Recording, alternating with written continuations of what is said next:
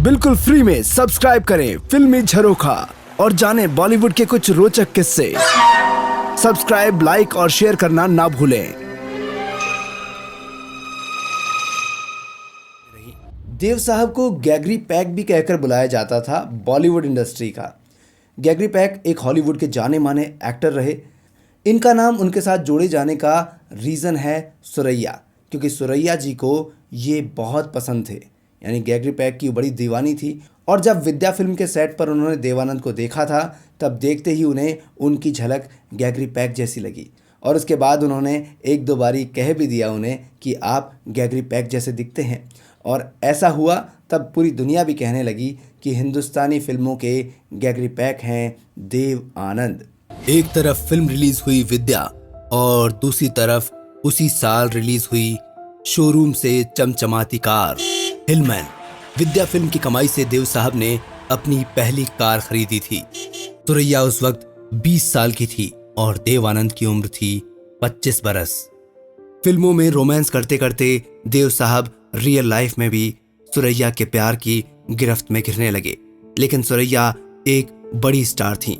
लेकिन कहते हैं किसी चीज को बड़ी शिद्दत से चाहो तो पूरी कायनात आपको उससे मिलाने में लग जाती है। सुरैया को भी देव साहब से इश्क हो गया। बात ये थी कि विद्या फिल्म के गाने किनारे किनारे चले जाएंगे, इस गाने की शूटिंग चल रही थी, लेकिन एक दुर्घटना घट गई। बोट पलट गई, सुरैया पानी में डूबने लगी। ऐसे में देव साहब ने सुरैया को डूबने से बचा लिया। सुरैया ने देव साहब को कहा, तुमने मेरी जिंदगी बचा ली, वरना आज मैं मर जाती। तब देव साहब ने कहा, आपको लगता है कि अगर मैंने आपकी जिंदगी बचाई है तो बाकी की जिंदगी आप मेरे नाम कर दें। सुरैया और देव साहब में इश्क हो गया। जब घर वालों को पता चला कि सुरैया को देव ने बचाया है तब घर पर इन्हें इनवाइट किया जाने लगा। ऐसे में दोनों का फिल्म सेट पर और घर पर मिलना जुलना होने लगा। और यहाँ ये भी बता दूं कि सुरैया देव साहब को प्यार से स्टीव बुलाया करती थी और देव साहब सुरैया को नोजी कहकर बुलाते थे, क्योंकि देव साहब को उनकी नाक बड़ी पसंद थी। एक दिन देव साहब ने सुरैया के लिए 3000 रुपए की एक डायमंड की अंगूठी बनवाई और वो अंगूठी गिफ्ट करते हुए सुरैया को कहने लगे, क्या तुम मुझसे शादी करोगी? और ये प्रस्ताव सुरैया को मंजूर हो गया। 1949 में आई फिल्म जीत के सेट पर इनकी शादी होना तय हो गया था, लेकिन नियति को कुछ और ही मंजूर था। सुरैया की नानी बादशाह बेगम को ये रिश्ता पसंद नहीं आया तो वो इस इश्क के खिलाफ हो गई। सुरैया की नानी ने वो अंगूठी भी समंदर में फेंक दी थी। दोनों का धर्म आड़े आ गया और नानी के इतने इंटरफेयर करने के कारण सुरैया का दिल टूट गया। सुरैया ने कभी भी देव आनंद को आकर मना नहीं किया। जो भी बातें इन्हें पता चलती थी बस न्यूज़पेपर के जरिए, क्योंकि उन पर परिवार ने इतना दबाव बना दिया था कि वो देव आनंद से मिल भी नहीं सकती थीं। ऐसे में दुर्गा खोटे और कामिनी कौशल वो लड़कियां रही जो कि देव आनंद के खत सुरैया तक पहुंचाती थीं।